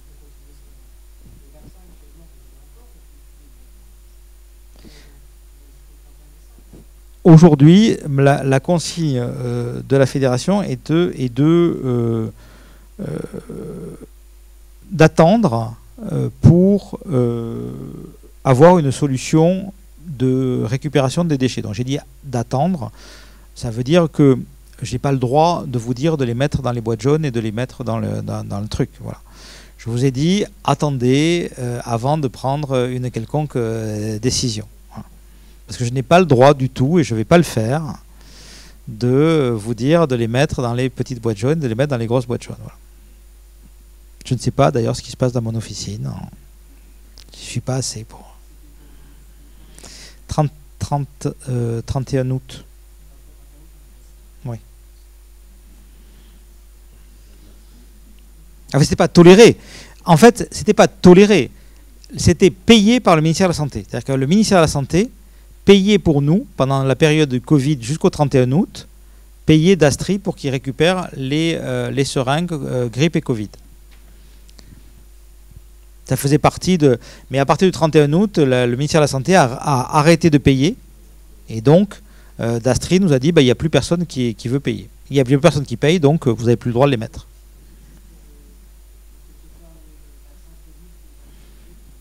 Pareil. C'est des déchets professionnels. D'autres thèmes? Oui.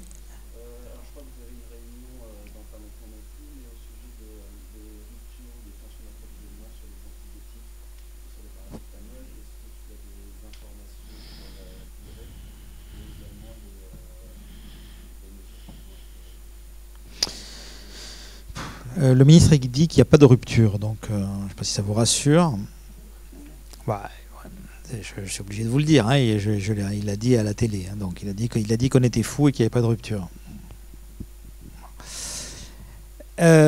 Plus sérieusement, au niveau du paracétamol, donc il y a effectivement une très très forte consommation de paracétamol.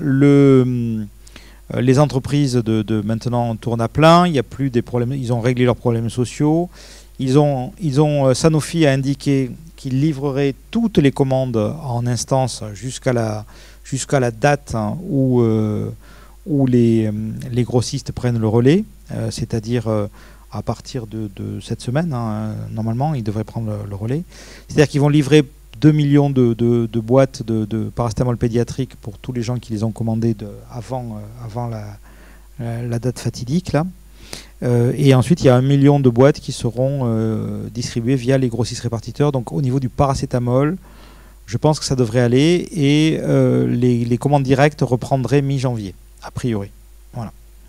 Ça, c'est pour paracétamol. Le plus gros problème, c'est l'amoxicilline et les antibiotiques en cascade. Parce qu'en fait, il n'y a vraiment pas beaucoup de stock des autres antibiotiques. Et donc, par le phénomène de cascade, à partir du moment où le paracétamol est en rupture, tous les autres sont très rapidement en rupture aussi, parce qu'il n'y a pas suffisamment de stock pour vous imaginez que si on remplace par du Zitromax, le stock de Zitromax pédiatrique en une matinée, il est terminé par rapport au nombre de boîtes d'Amox 250 qu'on ne vend plus d'ailleurs puisqu'on n'en a plus. Donc il y a effectivement la société de pédiatrie qui a émis des recommandations de dilution sur les formes adultes d'amoxicilline. On va essayer de les diffuser. On va galérer jusqu'au mois de mars. Hein. On va galérer tout l'hiver avec ces antibiotiques. Donc je ne saurais trop vous recommander. On va essayer d'envoyer une formation pour essayer. Je ne saurais trop vous recommander d'utiliser l'étrode, en tout cas en ce qui concerne les angines, pour essayer de limiter au maximum les angines qui sont moins qui sont virales, hein, et pour essayer de les objectiver. Je sais que pour les gamins c'est pas facile, il devrait y avoir je suis au courant de tout ça. J'ai pas de solution à donner sur Antibio. Quant à la cortisone, donc on peut a priori, et là aussi il faudrait que l'agence nous donne une indication précise, mais a priori c'est 1 mg pour 1 mg, switcher le prednisolone par la prednisone, tant qu'on a de la prednisone, parce que ça va être pareil, hein, si jamais ben voilà, c'est ça. Ça dépend des pharmacies. Alors après là où je commence à me fâcher un peu avec le ministère de la Santé, c'est sur la sémantique entre ce qu'ils appellent tension et ce qu'ils appellent rupture. Parce que ils appellent rupture quand il n'y en a plus du tout dans les laboratoires, chez les grossistes répartiteurs et sur le territoire national. Bon. Sinon, ils appellent ça une tension. Mais nous, quand on regarde quand on descend un peu et qu'on regarde dans les officines, en fait, j'ai un nombre de pharmacies en rupture et un nombre de pharmacies en tension. Voilà. Sur les 20 000, je n'arrive pas à objectiver. Il faut vraiment que ça, par contre, et c'est emmerdant de vous demander de faire des enquêtes parce qu'elles sont obsolètes le lendemain. Donc, il faut que j'arrive à trouver un moyen d'objectiver. Là, par exemple, sur paracétamol, sur le sirop pédiatrique, on peut regarder dans la salle pour ce soir, là, à aujourd'hui, qui a un stock à 0 dans la salle de paracétamol pédiatrique sirop. Tout le monde en a. Donc voilà. Donc ça veut dire que vous n'êtes pas en rupture. En suppôt. Qui est en rupture en suppôt? Voilà. Voilà. Donc là, il y a les 2/3 de la salle qui sont en rupture sur les suppôts. Voilà. On a les 2/3 de la salle qui sont en rupture sur les suppôts. Donc vous voyez, c'est complexe. Parce que on a... mais il y a 1/3 de la salle qui en a encore. Voilà. Donc pour le ministère, ils disent il n'y a pas de rupture. Il y a tension. Voilà. Moi, je suis pareil que vous, en fait. J'ai des sirops, j'ai pas de suppôts. J'ai dit cette affaire de tension, j'ai eu le malheur de le dire dans la presse, je me suis fait agonir d'injures par tous les pharmaciens qui étaient en rupture.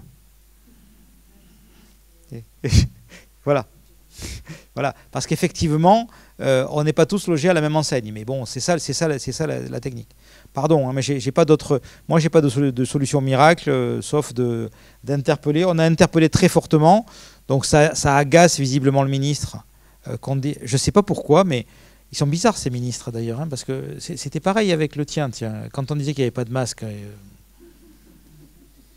je sais pas pourquoi ça les agace. Il n'y avait pas de masque, il n'y avait pas de masque. Hein. Je ne sais pas pourquoi ils n'arrivent pas à assumer voilà, le fait que voilà, nous, ça nous aide. On dit qu'il n'y en a pas, il y en a pas. Enfin, on ne dit pas des cracks, quoi. On préférerait qu'il y en ait. Hein. Donc, moi, ce que j'arrête pas de dire à la télé, je leur dis, mais moi je rêverais de ne pas passer à la télé pour dire qu'il y a des ruptures de paracétamol ou d'amoxicilline. Si je le dis, c'est que j'ai des remontées de tous mes confrères qui me disent qu'ils n'arrivent pas à en trouver. Voilà, c'est pas la peine que le ministre vienne le lendemain en disant qu'il y en a, quoi, parce que c'est bizarre. C'est bizarre.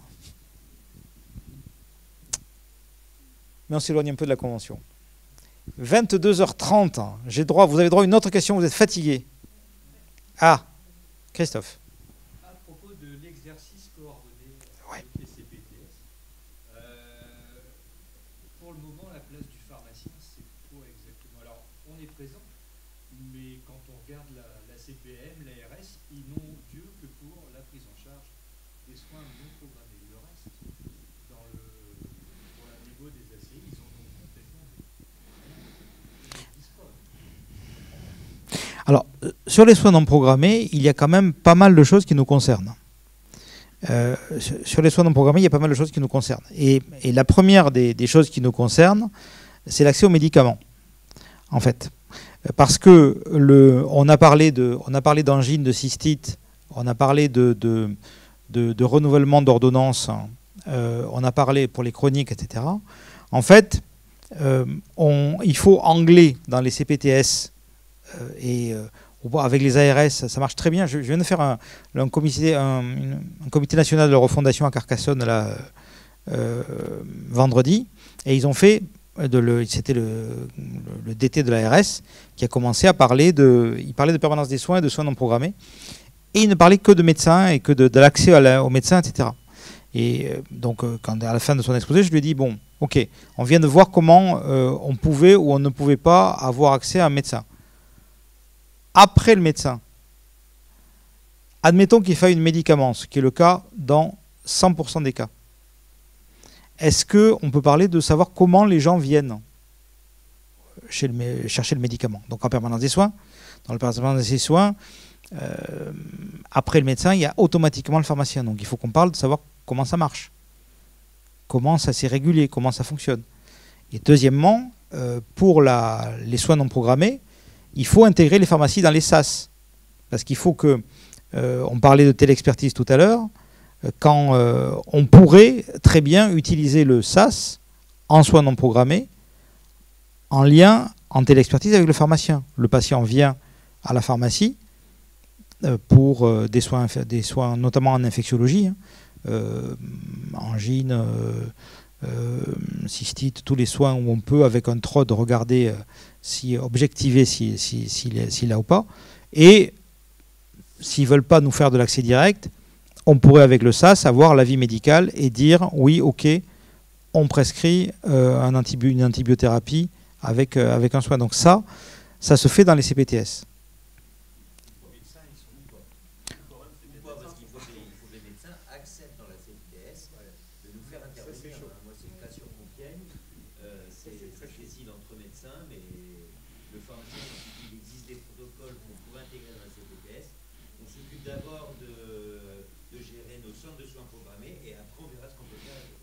Alors nous on a un plan à la Fédé là-dessus qui n'est pas donc de la délégation et qui n'est pas donc c'est des protocoles de délégation de tâches telles qu'on vient de les exposer.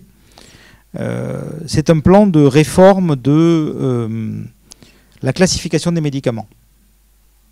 En fait, actuellement, on a des médicaments de prescription médicale obligatoire et des médicaments de prescription médicale facultative.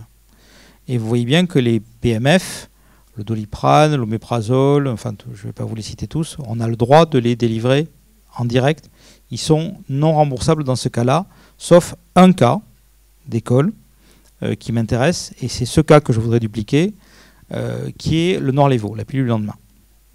Donc ce cas-là, c'est un cas où, en fonction d'un protocole qui est pour l'instant oral, mais avec une traçabilité à la personne pour les adultes dès demain, puisqu'il va être remboursable aussi pour les adultes à partir de janvier, eh bien, on a le droit de délivrer le médicament. Moi, je pense qu'on pourrait mettre en place des protocoles avec des arbres décisionnels et une obligation de traçabilité aux patients, et dans ce cas-là, délister un certain nombre de médicaments. C'est-à-dire qu'en fait, on pourrait délister la phosphomycine, délister des triptans, et dire le pharmacien, c'est un médicament donc qui est de prescription médicale facultative désormais. Le médecin peut le prescrire s'il le souhaite, mais le pharmacien peut le délivrer avec un honoraire de délivrance sous protocole. Et donc ce n'est plus de la prescription, c'est de la délivrance comme on le fait au quotidien pour un certain nombre de médicaments, avec une prise en charge comme dans le cadre du Norlevo.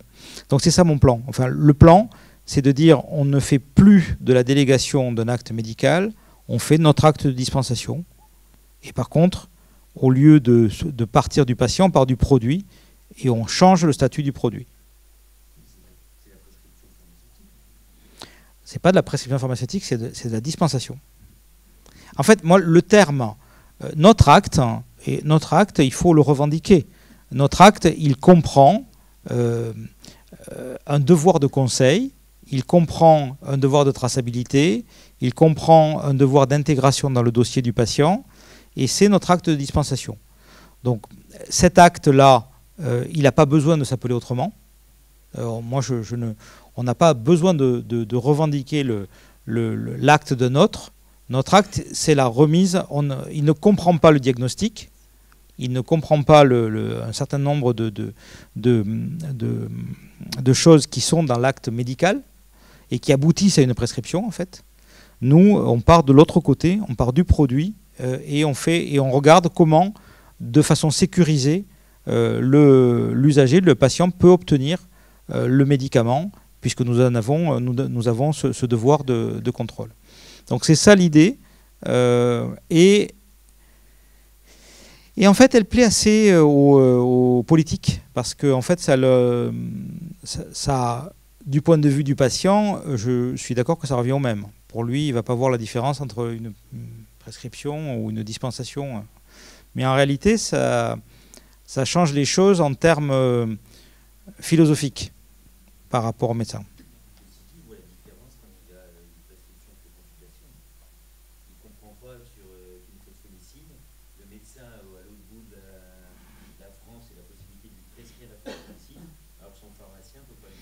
Voilà. Oui, c'est ça. Donc voilà ce que je cherche à faire, et donc on va essayer d'avancer dans ce biais-là. Je te remercie pour ta question, Christophe. Eh bien, écoutez, il est 20, on a respecté notre timing. Je vous remercie beaucoup pour votre motivation. Merci.